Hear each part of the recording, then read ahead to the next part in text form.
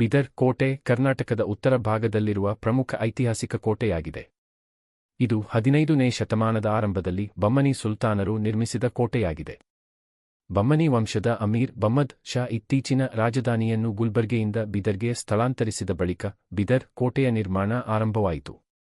ಈ ಕೋಟೆಯನ್ನು ಅಹ್ಮದ್ ವಾಲಿ ಬಹ್ಮದ್ ಶಾ ದ್ವಿತೀಯನು ನಿರ್ಮಿಸಿದನು.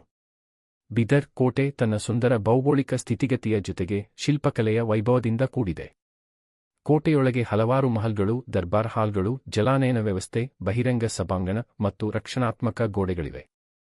ಕೋಟೆಯ ಮುಖ್ಯ ಆಕರ್ಷಣೆಯಾದ ರಂಗಿನ ಮಹಲ್ ತನ್ನ ಒಳಾಂಗಣದ ಕೆಂಚು ಬಿಡಿದಂತೆ ಕಾಣುವ ಗೋಡೆಗಳಿಂದ ಪ್ರಸಿದ್ಧವಾಗಿದೆ. ಬಮ್ಮನಿ ಸುಲ್ತಾನ್ ವಂಶ ದಕ್ಷಿಣ ಭಾರತದ ಪ್ರಥಮ ಮುಸ್ಲಿಂ ವಂಶವಾಗಿ ಪರಿಗಣಿಸಲಾಗುತ್ತದೆ. 1347ರಲ್ಲಿ ಈ ವಂಶದ ಸ್ಥಾಪನೆ ಗುಲ್ಬರ್ಗಾದಲ್ಲಿ ಮುಹಮ್ಮದ್ ಬಹ್ಮದ್ ಶಾ ಮೂಲಕವಾಯಿತು.